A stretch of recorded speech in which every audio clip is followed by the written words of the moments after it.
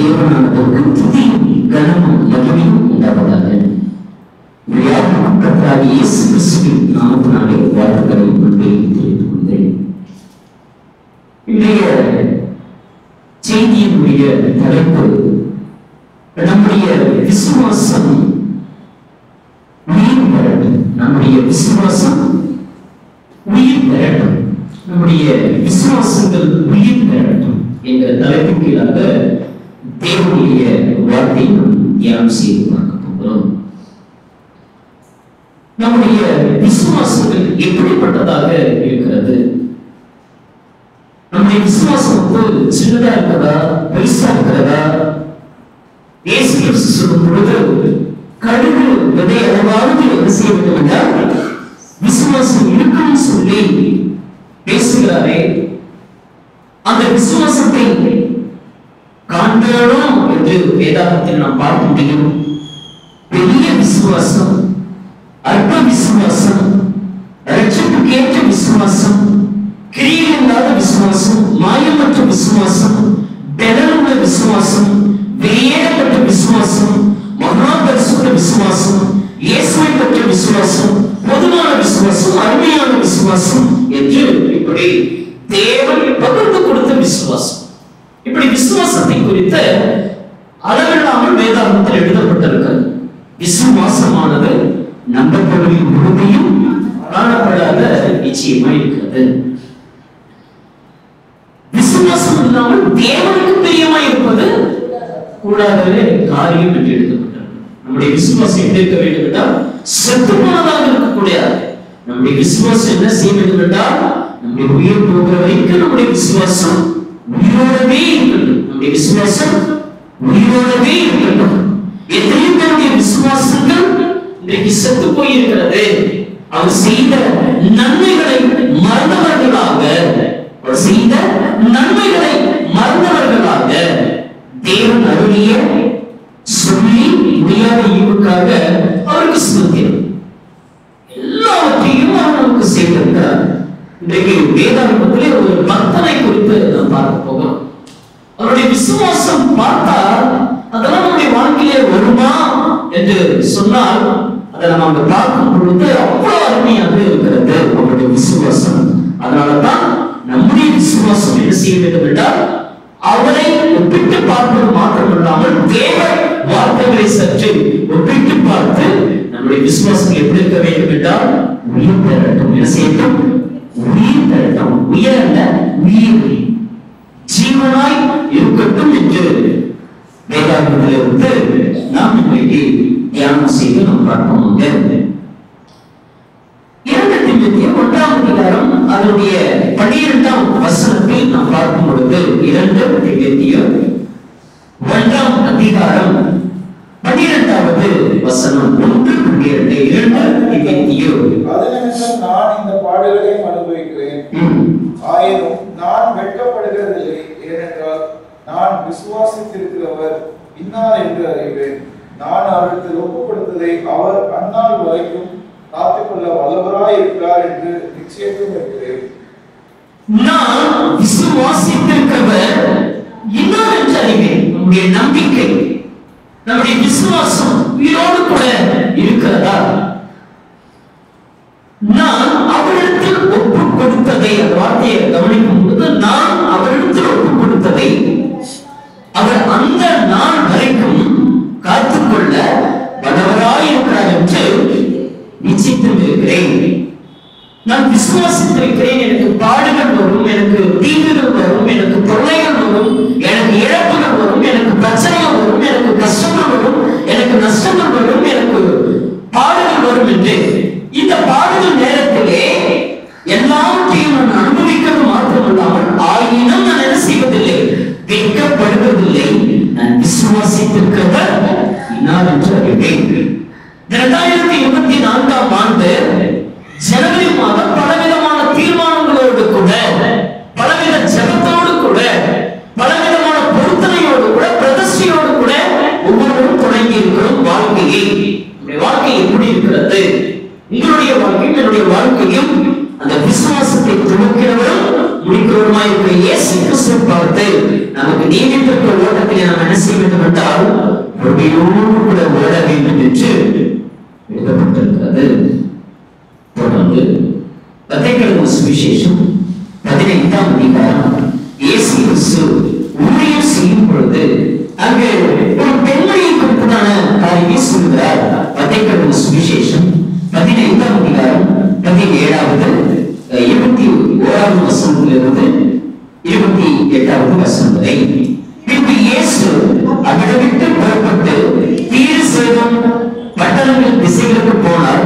அப்பொழுது அந்த திசைகளில் குடியிருக்கிற கானான் ஸ்திரீ ஒருத்தி அவரிடத்தில் வந்து, ஆண்டவரே, தாவீதின் குமாரனே, எனக்கு இரங்கும், என் மகள் பிசாசினாலே கொடிய வேதனைப்படுகிறாள் என்று சொல்லி கூப்பிட்டார். அவளுக்கு பிரதியுத்தரமாக அவர் ஒரு வார்த்தையும் சொல்லவில்லை.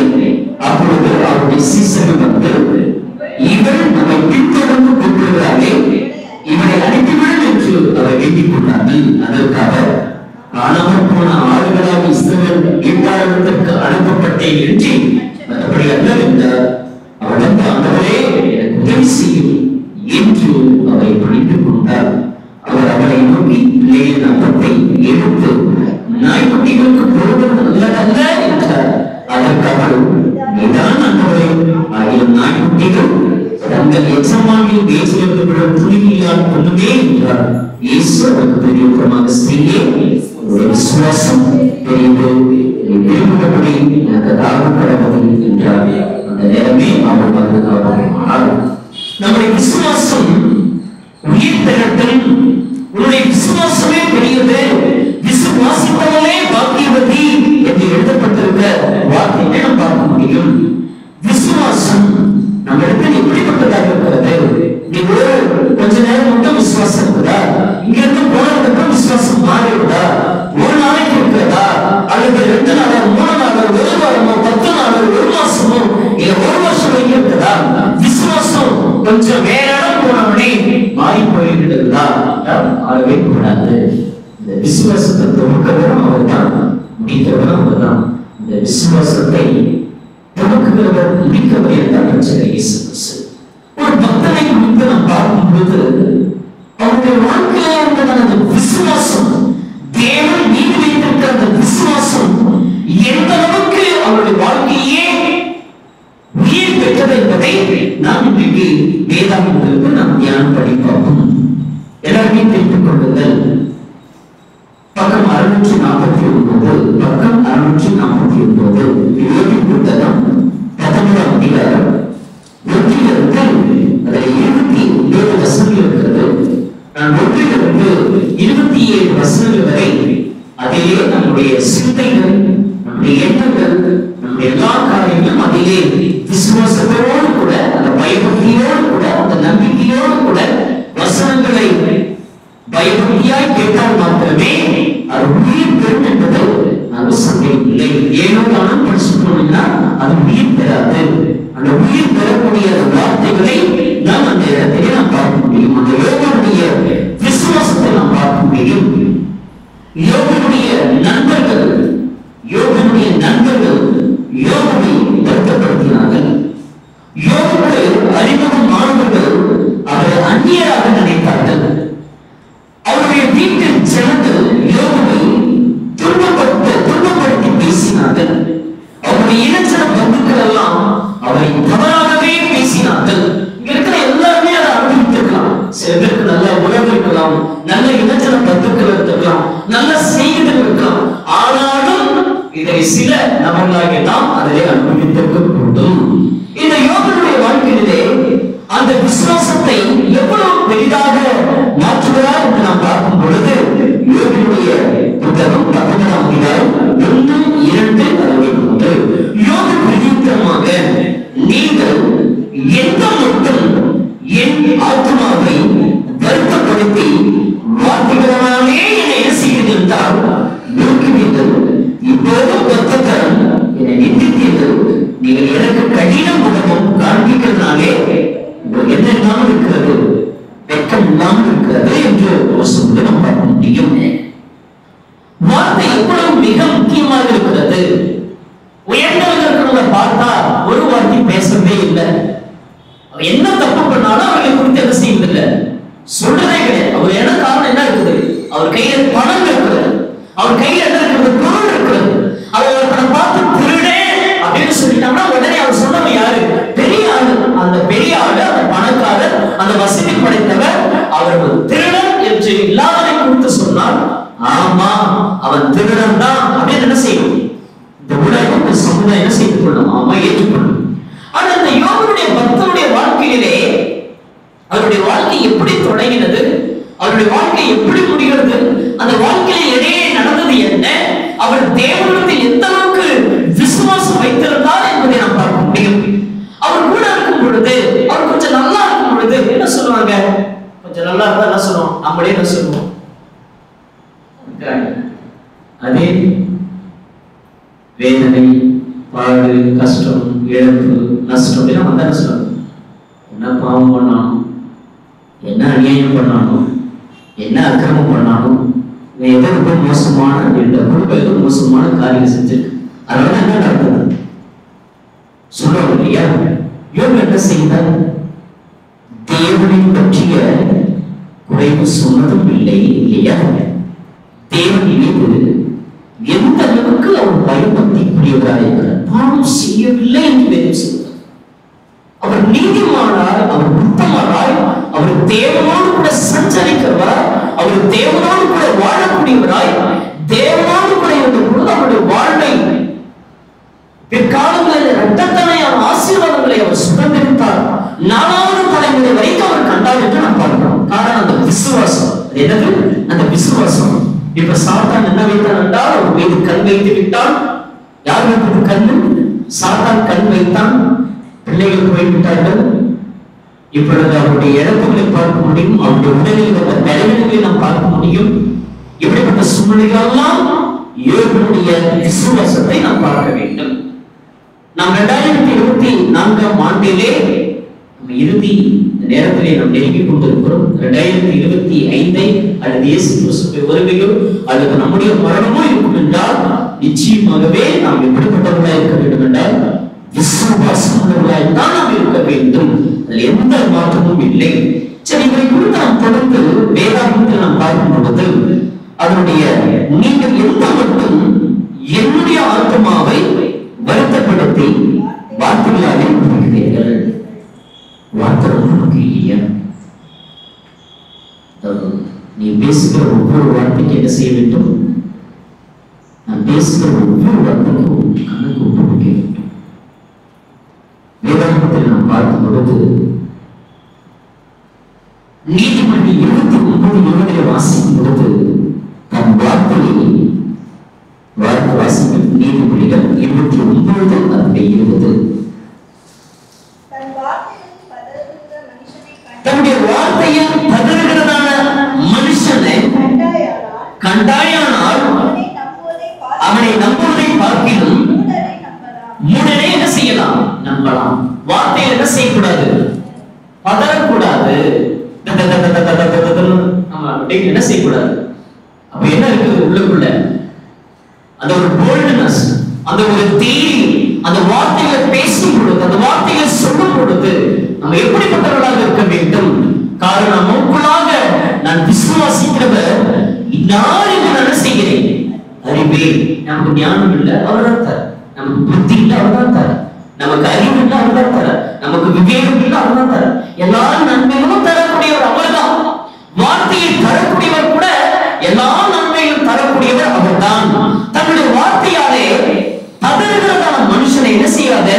நம்புவதை பார்க்கலும் மூடனை, முட்டாளை என்ன செஞ்சுட்டு போயிடலாம்? நம்பிடலாம் என்று வேதாகமத்தில் நாம் பார்க்க முடியும்.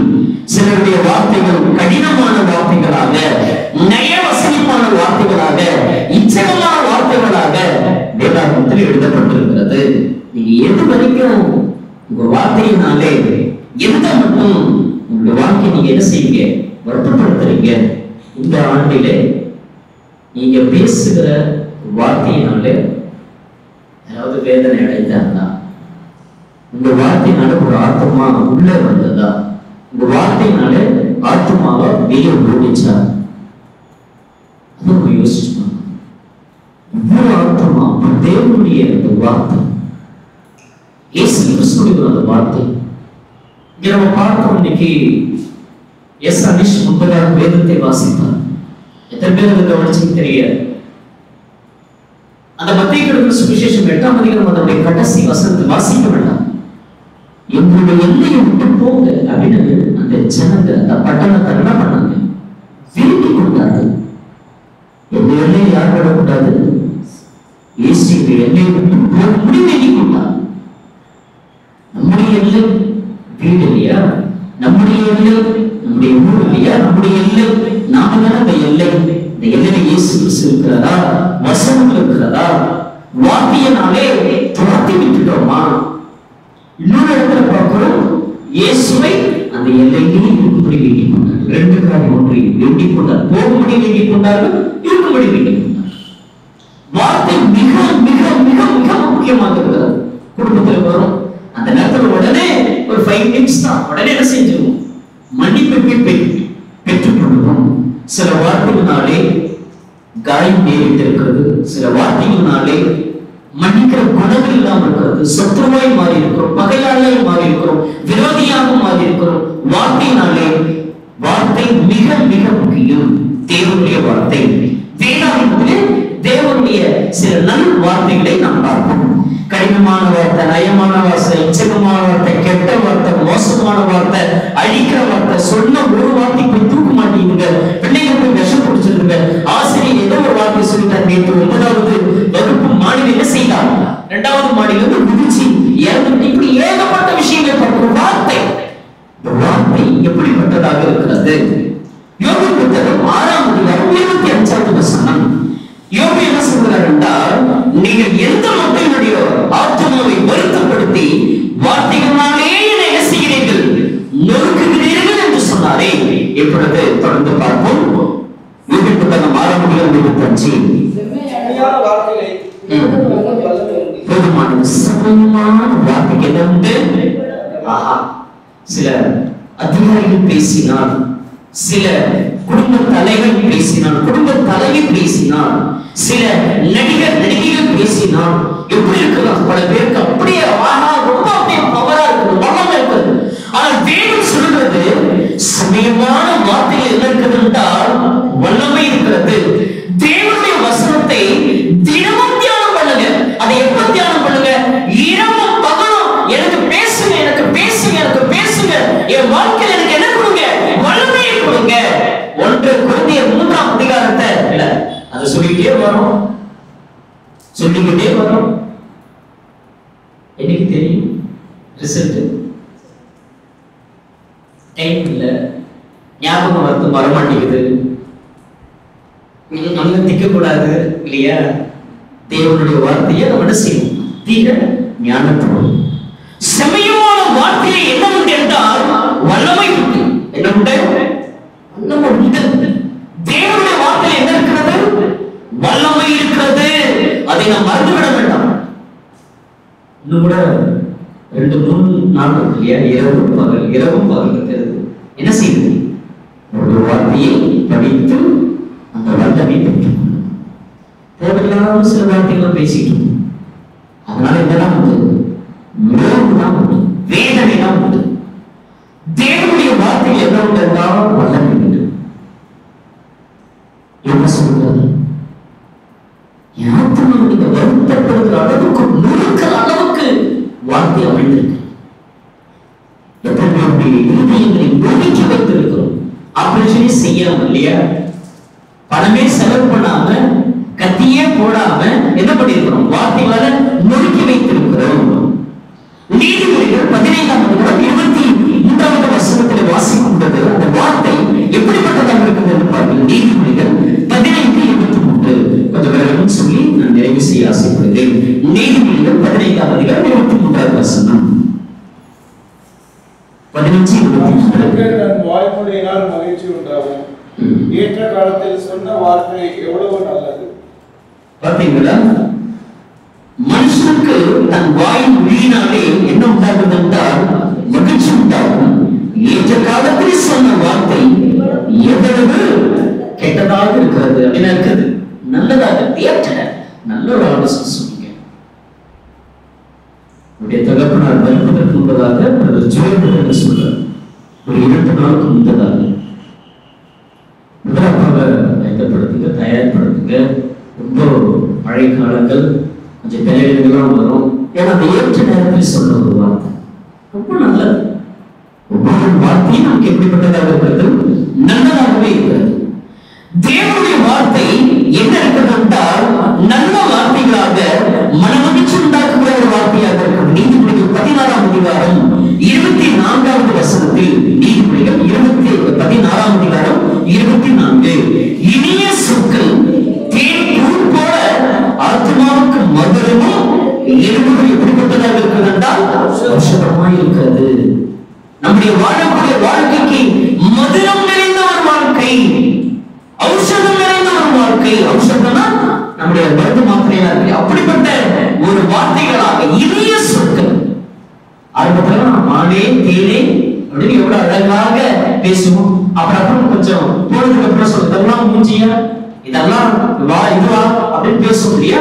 இனிய சொற்கள் எப்படி இருக்கிறது என்றால் தேன் முட்டை போல இருக்கிறது என்று வேதாகமத்தில் எழுதப்பட்டிருக்கிறது. நீதிமொழிகள் 25ஆம் அதிகாரம் 11வது வசனம். நீதிமொழிகள் 25:11. ஏற்ற சமயத்தில் சொன்ன வார்த்தை வெளித்தட்டில் வைக்கப்பட்ட வளங்களுக்கு எப்படிப்பட்டதாக இருக்கிறது என்றால் சமானமாக இருக்கிறது. ஏற்ற சமயத்தில் சொன்ன வார்த்தை வெளித்தட்டில், எந்த தட்டில்? சில்வர் தட்டில் இல்லையா, தரையில் அல்ல, வெள்ளித்தட்டில் வைக்கப்பட்ட பொற்பழங்களுக்கு சமானம். பொற்பழம், பொற்பழம்னா பொண்ணா தங்க பழமா தெரியலையே. அப்போ பொற்பழங்களுக்கு சமானம் என்று எழுதப்பட்டிருக்கிறது.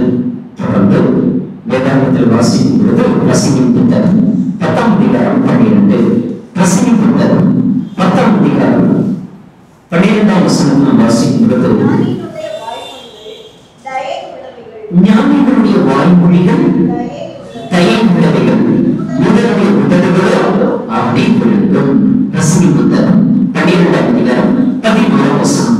ஞானிகளுடைய வாக்கியங்கள் தாட்டுக்கொண்டு போலவும் சங்க தலைவர்களாக அறியப்பட்ட ஆணிகள் போலவும் இருக்கிறது. அவை ஒரே மீட்பினாலே அளிக்கப்பட்டது. ஏசாயா 50ஆம் அதிகாரம் 4வது வசனம். ஏசாயா 50ஆம் அதிகாரம் 4வது வசனத்தில், இளைப்படைந்தவனுக்கு சமயத்திற்கேற்ற வார்த்தை சொல்ல நான் அறியும்படிக்கு கர்த்தராகிய ஆண்டவர் எனக்கு கல்வி மானி நாவை தந்தருகிறார். காலைதோறும் என்னை எழுப்புகிறார். கற்றுக்கொள்வதை போல நான் கேட்கும்படி என் செவியை கவனிக்க செய்கிறார். கல்வி மாறுதாங்க, படிப்பு அறிவு இல்லை, ஆனாலும் நான் சொல்லக்கூடிய அந்த வார்த்தை எப்படிப்பட்டதா இருக்குது? படிச்சவர்களுக்கெல்லாம் மேலாக அந்த ஒரு நாவை தேவன் தான் தருகிறார். ஒரு வார்த்தை சொல்றீங்க, ரொம்ப நல்ல ஒரு வார்த்தை, கரெக்டா சொல்லியிருக்கீங்க. அப்போ ஊழியத்திலும் சரி, உங்களுடைய நாவு எப்படிப்பட்டதாக இருக்கிறது? ஜெபத்திலும் சரி, உங்களுடைய வாய் எப்படிப்பட்டதாக இருக்கிறது? தேவனை மகிமைப்படுத்தும் வேண்டிய விஷயத்திலும் சரி, அது எப்படிப்பட்டதாக இருக்கிறது? குடும்ப விஷயத்திலே, சமுதாய விஷயத்திலே, வேலைக்கு போகக்கூடிய விஷயத்திலே எப்படிப்பட்ட ஒரு வார்த்தையாக இருக்கிறது? தாவீது சொல்கிறார், யோபுடைய விசுவாசத்தை பார்த்து, ஏன் என்னை போட்டு நொறுக்கிறீங்க? என்னை ஏன் வருத்தப்படுத்துறீங்க? என்னுடைய வாழ்க்கையை ஏன் விசனப்படுத்துறீங்க? ஏன் கஷ்டப்படுத்துறீங்க என்று அவர் அவ்வளவு ஒரு வேதனையும். காரணம், உச்சந்தலையிலிருந்து உள்ளங்கால் வரை கொடிய பொருட்கள், போதாதுக்கு மனைவியுடைய ஏளனமான வார்த்தை, இருந்த பிள்ளைகளும் சொல்லி போச்சு, இருந்த சொத்து ஒன்றுமில்லை, நிர்வாணியாய் வந்தேன், நிர்வாணியாய் போகிறேன், கர்த்தர் கொடுத்தார், கர்த்தர் எடுத்தார், கர்த்தருடைய நாமத்திற்கு ஸ்தோத்திரம் என்று என்ன நடக்கிறது? யோபின் புத்தகம் அவருடைய 4வது வசனத்திலிருந்து 13ஆம் அதிகாரம், நான் தப்பித்து நான் தப்பி நடந்து மெய்யானாலும் என் தப்பினும் என்னோட கூட இருக்கிறது. நீங்கள் எனக்கு விரோதமாய் பெருமை பாட்டி எனக்கு நிந்தையாக என்னை கருத்து கொள்ள வேண்டும் என்கிறார்களே, தேவன் என்னை கருத்து தன்னுடைய வல்லமையை என்னை வீசினார் என்று அறியுங்கள். 7வது வசனத்தில், இது கொடுமை என்று கூப்பிடுகிறேன், கேட்பால் ஒன்றும் இல்லை, கூப்பிடுகிறேன், நியாய விசாரணை இல்லை. கொடுமை கொடுமை கொடுமை கத்துற, கொடுமை தாங்க முடியல.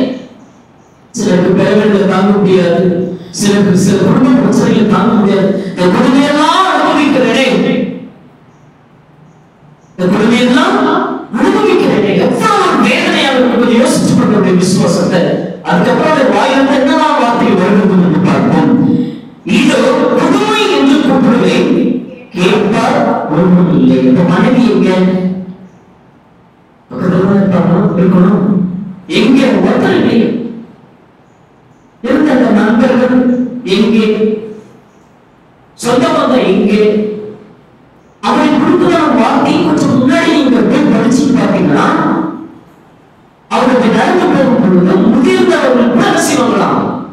ஓரமா நிற்பாங்க. பிள்ளைங்க என்ன செய்வாங்க? மறைஞ்சிடுவாங்க. அப்படிப்பட்ட ஒரு சீரை தேவனுக்கு கொடுத்திருந்தார் என்று யோகத்தை சொல்கிறார். அவ்வளவு எனக்கு மேன்மையா இருந்தது, அவ்வளவு பெரிய ஒரு ஆசீர்வாதத்தை கொடுத்தாரு. குடும்ப கத்தர சத்தத்தை கேட்கறது பார்த்தோம் இல்லை. அந்த சத்தத்தை கேட்பதற்கு நான் கடந்து போகக்கூடாதபடிக்கு தாயை வேண்டி வைத்து வழிகளெல்லாம் என்ன செய்துவிட்டார்? கொடுமை கொடுமை என்று சொல்லுகிறார். நிறுவனமில்லை, என்னுடைய வழியை அவர் என்ன செய்துவிட்டார்? இருளாக்கி விட்டார். சில பிரச்சனைகள் வந்தாலும் சொல்லுவோம், அதான் சொல்லுவோம். இப்ப நாம் செய்த எல்லா காரியம் எப்படிதான் இருக்கிறது? இருளாக்கி விட்டார். வெளிச்சமே இல்லை, இருளாக்கி விட்டார். அதனுடைய முதல் வசனத்தை வாசிக்கிறோம். என்னிலிருந்து என்னுடைய மகிமை அவர் புரிந்து கொண்டு என் சிரசு மீது இருக்கக்கூடிய கிரீடத்தையும் அவர் என்ன செய்து விட்டார்? எடுத்து விட்டார். குடும்பம் ஒரு பக்கம், ஏழு ஒரு பக்கம், கிரீடத்தை எடுத்து விட்டார். கர்த்தராகிய இயேசு கிறிஸ்து வரும் பொழுது அவருடைய பிரசன்னமாக விரும்புகிற யாவருக்கும் என்ன செய்வார்? கிரீடத்தை பெருமாள் எடுக்கப்பட்டிருக்கிறது.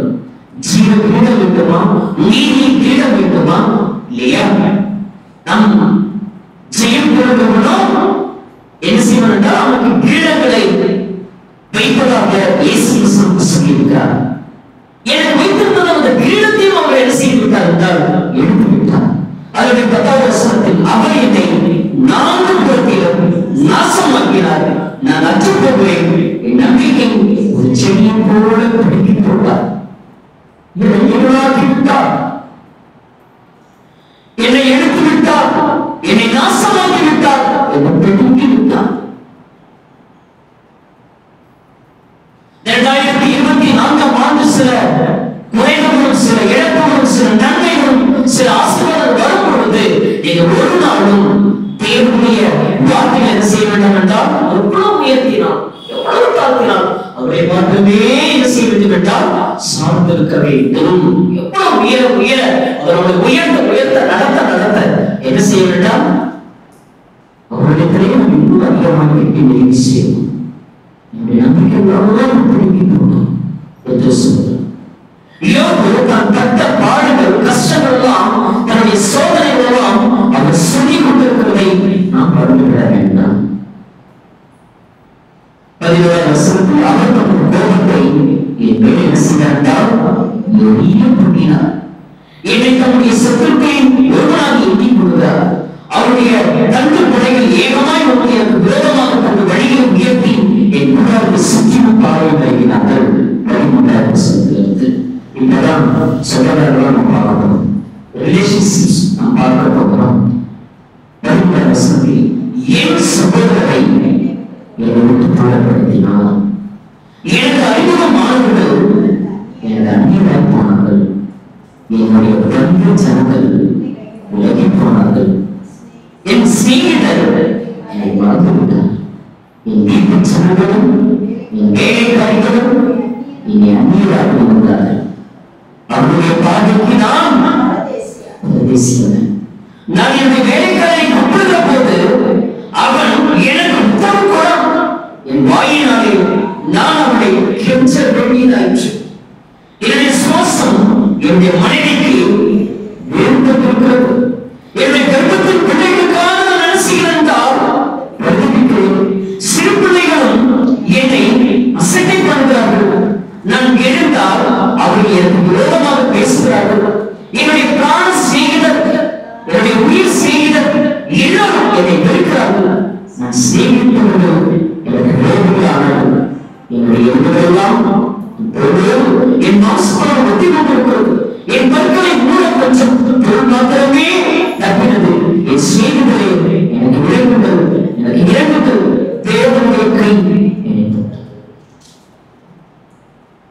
இதுதான் சொல்றோம், இதுதான் குடும்பங்கள், இதுதான் பிள்ளைகள், இதுதான் பெற்றோர்கள். எத்தனையோ உறவுகள் இதை சார்ந்து வாழ்ந்து கொண்டிருக்கிற இடத்திலே யோகனுடைய விசுவாசங்களை சற்று நாம் நினைத்து பார்க்க வேண்டும். பணங்கள் இருக்கும் பொழுது யார் இருப்பார்கள்? நன்மைகள் இருக்கும் பொழுது, ஆசீர்வாதங்கள் இருக்கும் போது யார் இருப்பார்கள்? எதுவுமே இல்லை என்று சொன்னால், இழப்புகள் வரும் என்று சொன்னால், பெருமிதங்கள் வரும் என்று சொன்னால் யார் இருப்பார்கள் என்பதை நாம் பரிசோதித்து பார்க்கணும். வேதாகமம் அவ்வளவு நமக்கு முக்கியமாக இருக்கிறது. நம்முடைய விசுவாசம் உயிர் பெறட்டும். ஏன்னா நம்முடைய விசுவாசம் மாத்திரம்தான். நானோ தேவனை யார் எப்படி, என் அம்மா எப்படி, என் அப்பா எப்படி, என்னுடைய அண்ணன் தம்பி, என்னுடைய சொந்த பந்தம், நான் அவர் மீது விசுவாசம் வைத்திருக்கிறேன். எனக்கு வசனம் மிக முக்கியம். ஆனால் அந்தந்த உறவுகளிடத்தில் நான் எப்படிப்பட்டதான காரியங்களை செய்ய வேண்டும், பலம் கொடுக்க வேண்டும் என்று வேதம் என்ன சொல்லியிருக்கிறதோ நான் அந்த பிரகாரமாகவே நடந்து கொள்ள வேண்டும். எல்லாரையும் நான் என்ன செய்ய வேண்டும் நினைக்கிறேன். எல்லாருக்கும் முன்னதாக முக்கியமாக வாழ வேண்டும். பார்க்கிற எத்தனை சின்னது, தன்னுடைய நன்மைகளை பார்க்கிற எத்தனை சின்னது, தன்னுடைய வேலையை பார்க்கிற எத்தனை சின்னது, தேவனை பார்க்கிற எத்தனையோ சின்னங்கள் குறைபாடு இருந்து கொண்டிருக்கிறார்கள். என்னுடைய குடும்பம், என்னுடைய சொந்தம், என்னுடைய இது, என்னுடைய இது, என்னுடைய இது, இப்படி சொல்லி சொல்லி சொல்லியே எந்த அளவுக்கு இருக்கும். இயேசு கிறிஸ்துவை நம்ம இதை பார்க்கிறோம். 22ஆம் சங்கீதத்தை நாம் பார்க்கும்போது நாம் தெரிந்து கொள்வோம். 22ஆம் சங்கீதம் இதெல்லாம் நடந்த ஒரு விஷயமாக நாம் பார்க்க முடியும். தீர்க்கதரிசனமாக சொல்லப்படும், என் தேவனே, என் தேவனே, ஏன் என்னை கைவிட்டு எனக்கு உதவி செய்யாமலும் நான் கதறி சொன்ன வார்த்தைகளாலும் ஏறாமல் ஏன் தூரமாயிருப்பேன் என்று மத்திய சுவிசேஷம் 7:46 வாசிக்க வேண்டாம், நானே வாசிக்கிறேன்.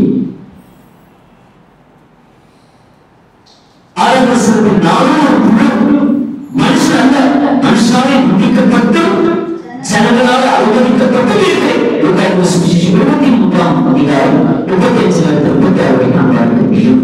என்னை பார்க்கிற எல்லோரும் என்னை பரியாசம் பண்ணி முகத்தை பிதுக்கி தலையை துடிக்கி கர்த்தர் மேலே நம்பிக்கை இருந்தாலே அவர் இவனை விடுவிக்கட்டும், இவன் மேலே பிரியமாயிருக்கிறாரே, இப்பொழுது இவனை என்ன செய்யட்டும், விட்டு விடட்டும் என்றார்கள். என்னை கற்பத்திலிருந்து எடுத்தவர் என் தாயின் மூளைப்பாளை நான் உண்மையில் என்னை முடியும் தெரிய நம்பிக்கை இருக்கப்படினேன். கர்ப்பத்திலிருந்து வெளிப்பட்ட போதே ஒரு சார்பின் பொழுது நான் என் தாய் வச்சிருந்தவுடன் தேவனாக இருக்கிறேன். பழைய வசனம் அநேக காலைகளை சூழ்ந்திருக்கிறது. பாசான் தேசத்தை பலத்தையர்கள் என்னை வரைந்து கொண்டது. வீரை கீழ்ச்சிக்கிற சிங்கத்தை போல தங்கள் வாய் என்ன செய்கிறார்கள், இறக்கிறார்கள். 14ஆம் வசனத்தில் நாய்கள் சூழ்ந்திருக்கிறது. இதெல்லாம் வேமானுக்கு என்ற சுவிசேஷம் 23 வாசிக்கிறேன். நாய்களை சூழ்ந்திருக்கிறது. கூட்டங்களை உடைந்து கொண்டது. என் கைகளையும் கால்களையும் உருவாக்கப்படாது. என் உயர்வுகளெல்லாம் நான் என்னவா அவைகளை நோக்கி பார்த்து கொண்டிருக்கிறார்கள். என் வஸ்திரங்களை தங்களுக்குரிய பங்கிட்டு உடைப்பை சீட்டு போடுவார்கள். ஆனாலும் கர்த்தாவே, நீர் என்ன செய்ய வேண்டும் என்றால் தூரமாகாதீயும் என்று தாவீது மாத்திரமல்ல, இயேசு கிறிஸ்துவின் விசுவாசத்தை நாம் தாவீதுடைய விசுவாசத்தை நமக்கு பார்க்க முடியும்.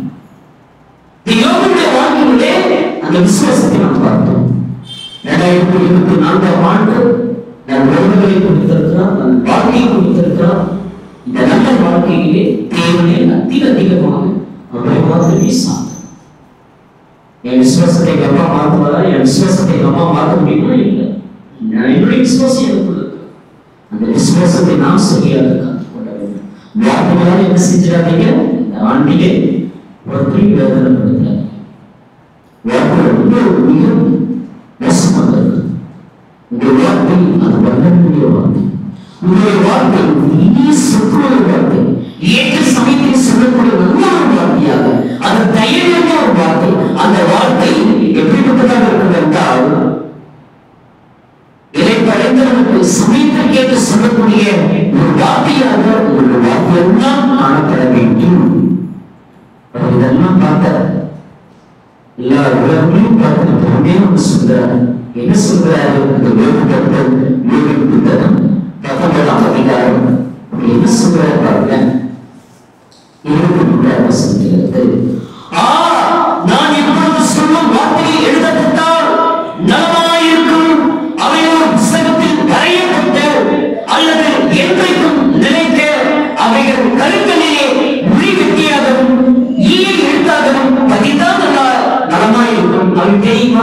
இந்த வரி நம்ம எல்லாம் அவர் குறித்து படிக்கணும்னு சொல்லி கொஞ்சம் யோசிச்சு பாருங்க. இந்த 2 வருஷங்களையும் கொஞ்சம் யோசிச்சு பாருங்க. நீங்க அன்னைக்கு என்ன டெக்னாலஜி இருந்தது, அன்னைக்கு என்ன நவீனமான காரியங்கள் இருந்தது, அவர் சொல்லக்கூடிய வார்த்தையெல்லாம் ஆவியானவர் என்ன செய்திருக்கிறார்டா. எழுதப்பட்ட ஒவ்வொரு வார்த்தைகளும் தேவனுடைய ஆவியினாலே ஏவப்பட்ட மனிதர்களுக்கு செய்திருக்கிறதா. பரிசுத்த ஆவியானவர் உங்களுடைய உள்ளத்தை என்ன ஏவுகிறார்? காலையில் இருந்து ராத்திரி வரைக்கும் என்ன ஏவி கொண்டிருக்கிறார்? அல்லது பிசாசு ஏவி கொண்டிருக்கிறதா? இந்த ஆண்டவருடைய உங்களுடைய தீர்மானம் பெற்றுக் கொள்ளப்பட்டதா? நாம் எதை பெற்றுக் கொண்டிருக்கிறோம்? ஆனால் இப்பொழுது சொல்லும் வார்த்தையில் எழுதப்பட்ட பலமா இருக்கும். சொல்லப்பட்ட எல்லா வார்த்தையும் என்ன செய்யப்பட்டால் உணவா இருக்கும், நல்லா இருக்கும் அப்படின்னு நம்ம சொல்ல முடியாது. சில பேர் நம்ம நிறைய ஸ்டேட்டஸ் அனுப்பும், ஏன்னா நல்லா இருக்காது வார்த்தை. ஒரு பொண்ணுக்கு பிடிச்ச மாதிரி, ஒரு பையனுக்கு பிடிச்ச மாதிரி, இவங்களுக்கு பிடிச்ச மாதிரி, அவங்களுக்கு பிடிச்ச மாதிரி எழுது. சில வார்த்தைகள் அனுப்பினால் அதனுடைய சாரம்சம் தெரியாம நம்ம தப்பாவே புரிஞ்சுக்கணும். ஆனால் யோகனுடைய வார்த்தைகள் இதெல்லாம் எழுத நல்லா இருக்குமே அப்படின்னு சில பேருக்கு எழுத பழக்கம் உண்டு. இன்னைக்கு இந்த நாள் இது நடந்தது, இந்த இவ்வளவு வாங்கின இதை செஞ்சு எழுத பழக்கம். அவர் சொல்றாரு, அவர் எழுதக்கூடிய பெரும்பாலும் அவருக்கு நான் உண்மை இல்லை, எழுதப்பட்டால் நலமா இருக்கும் அப்படின்னா எழுதப்பட்டால். ஏன்னா இந்த பக்கோடு தோல் மட்டும் தான் ஓட்டிக்கிட்டு இருக்காரு. நான் கொஞ்சம் பரவாயில்லையே, நான் கொஞ்சம் அளவு மோசமா இருக்கேன். எழுதப்பட்டால் நலமா இருக்கும். அவர் நினைக்கிறது, அவர் வாஞ்சிக்கிறது, அவர் ஜெபிக்கிறது, அதெல்லாம் ஆவியானவர் செய்கிறார். எத்தனையோ வருடத்துக்கு அப்புறம் நம்முடைய கைகளில் நம்முடைய சந்ததிகள், நம்முடைய தேவ பிள்ளைகள் குடும்பமாக அதை நம்முடைய பிள்ளைகளுக்கு நான் சொல்லிக் கொடுக்க வேண்டும். விசுவாசத்தை இன்னும் பலமாக மாற்றிக்கொண்டு அவர்கள் மறுபடிய காலங்களாக இப்படிப்பட்டதாக இருக்கிறது ரொம்ப மோசமானது. எத்தனையோ ஆண்டுகள் கொண்டதாக எழுதப்பட்ட அந்த வார்த்தையை அந்த குடும்பமே குறித்து சொல்கிறார். கீழே சொல்லும்போது சொல்கிறார், 25 என் வீட்டர் அவர் கடைசி நாளில் கவனியை உட்காரிட்டு நான் அறிந்திருக்கிறேன். இந்த என் உடலானதையும் படிக்க போன பின்பு நான் என் மாமிசத்தில் இருந்து தேவனை பார்த்தேன். அவரை நானே பார்த்தேன். அதே கண்களாக என்னுடைய கண்களாக அவரை காணும். இந்த வாஞ்சையால் என் உள்ளங்களோடு எனக்கும் சொல்லப்படுகிறது என்று சொல்வது. என் மீட்பர் உயிரோடு கூட இருக்கிறார். அவரை கடைசி நாளில் பூமி மேலே நிற்பார் என்றும் நான் அறிந்திருக்கிறேன். இந்த என் தோல் முதலாவதைகள் அழிக்கப் போனது என்று நான் என்னுடைய மாமிசத்தில் இருந்து நான் எங்கே பார்க்கிறதால் தேவனையே பார்க்கிறேன். எவ்வளவு விசுவாசம் பாருங்கள். யாருக்கு தெரியும்? இறந்ததுக்கு அப்புறம் மறுவாழ்வு உண்டு என்ற ஒரு காரியத்தை இயேசு கிறிஸ்துவுக்கு காண்பித்து கொடுத்திருக்கிறார். அதை நாம் மறந்துவிட வேண்டும். இறந்துட்டாலும் மறிச்சிட்டாலும் இயேசு கிறிஸ்து வரும் பொழுது நமக்கு ஒரு மரணமும் என்ன கொடுக்கிறாரு? மரணத்துக்கு நீங்களாகும் தெய்வம் ரெண்டு மரணம். ஒன்று மாமிசம் போனா, ரெண்டாவது ஆவிக்குரிய மரணம். அந்த ஆவிக்குரிய மரணம் மாத்திரம் வந்தது. ஜீவன் புஸ்தகத்தில் பெயர் எழுதப்படாமல் எவனோ 2ஆம் மரணமாக அக்னி கண்டதற்காகவே புகப்படமாக எழுதப்பட்டிருக்கிறது.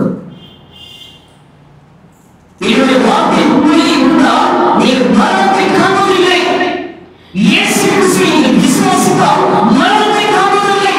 கர்த்தருடைய பந்தியை பங்கு பெற்றால் மரணத்தை காண்பதில்லை. வெளிப்பாடு எழுதப்பட்டிருக்கிறது. ஒரு விஷயம் பார்க்கிறது.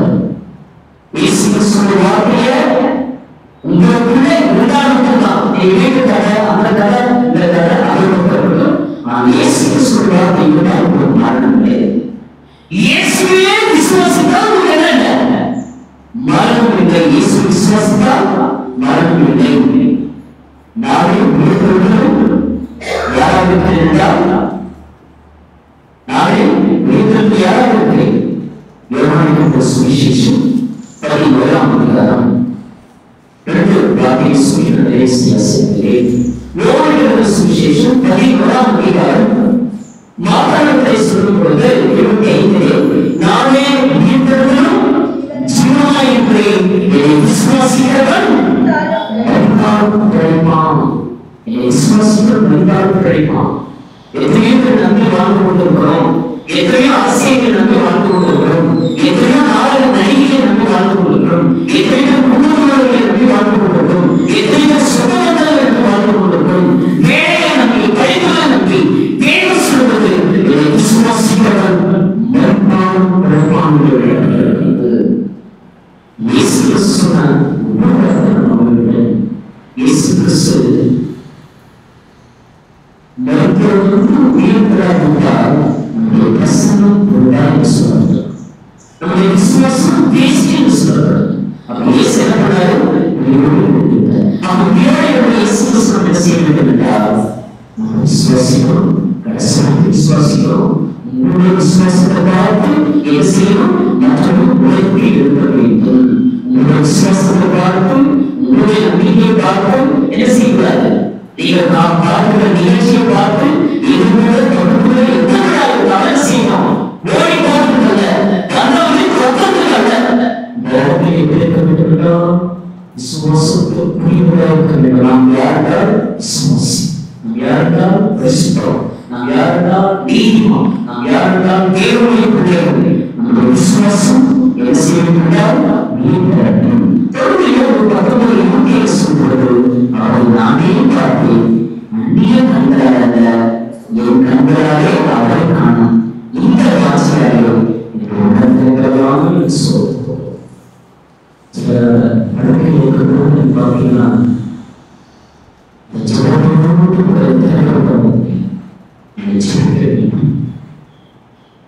மரணத்தை மாற்றணும் இருக்கிற வீடுக்கு நாம் பேசுகிறார். காலை குறைகள் ஒன்றாகும் எல்லாம் நன்மையும் தந்திருக்கான். விசுவாசங்கள் குறைச்சிடுமா, ஒரு நாள் மட்டும் இருக்குமா? இந்த வாரம் இருக்கிற விசுவாசம் அடுத்த வாரம் விசுவாசம் எவ்வளவு பேருக்குள்ள இருக்கும்? இந்த வகையெல்லாம் பங்கு பெறுவோமா? அல்லது விசுவாசம் நம்பிக்கையா ஒழுங்குதான் வச்சிருக்கேன். காரணம் அன்றைக்கு காரணம் தீர்வு அப்படின்னா செய்யலாம் காரணம் தீர்வு. நான் உங்களை செய்யணும் தெரியும். அதை என்ன செய்யலாம்? செய்வதாக கற்பிக்க வேண்டும், செய்வதை மேம்படுத்த வேண்டும். நான் சூழ்நிலை செய்ய வசந்தேன். 1 பேரும் 1ஆம் அதிகாரம் 4ஆம் வசனம். 1 பேரும் 1ஆம் அதிகாரம் 4ஆம் வசனம்.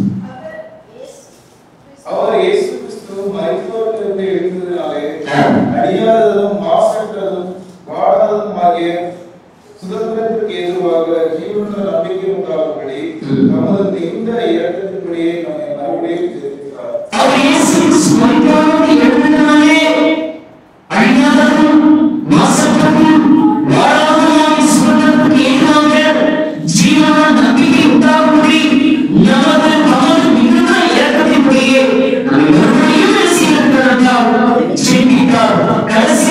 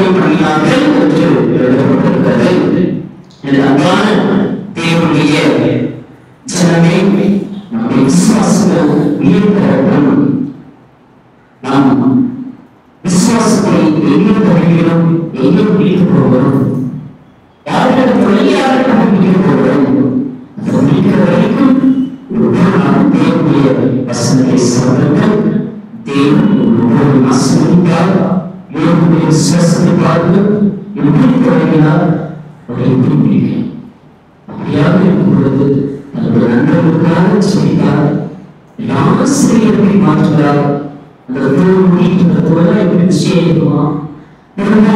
பிள்ளைகளை கொண்டு வருகிறார். 4 தலைமுறை காண்பதற்கான நன்மை தருகிறார்.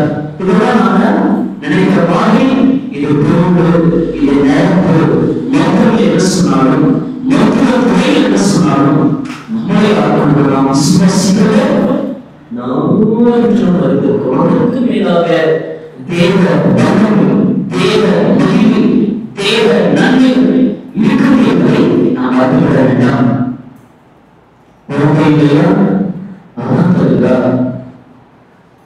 செத்துப்போய் 1 நாளாச்சா, செத்துப்போய் 7 நாளாச்சா, செத்துப்போய் 4 நாளாச்சா, உயிரை கொடுக்கிறவர் அவர். எல்லாவற்றையும் செய்யக்கூடிய மேலாளர் நம்மளுக்கு மறந்துவிட வேண்டாம். நம்மளுடைய பிரார்த்தனை பசுல அந்நிய கண்களாக சொந்த கண்களாக நாமும் நம்முடைய சூழ்நிலையெல்லாம் அழிக்கமானாலும் சரி, நம்முடைய மாம்சங்கள் மாம்ச எல்லா அம்சங்களையும் உள்ளாங்களை இறந்து போய் அதை வெட்டியை வைத்து அது அழுகி போனாலும்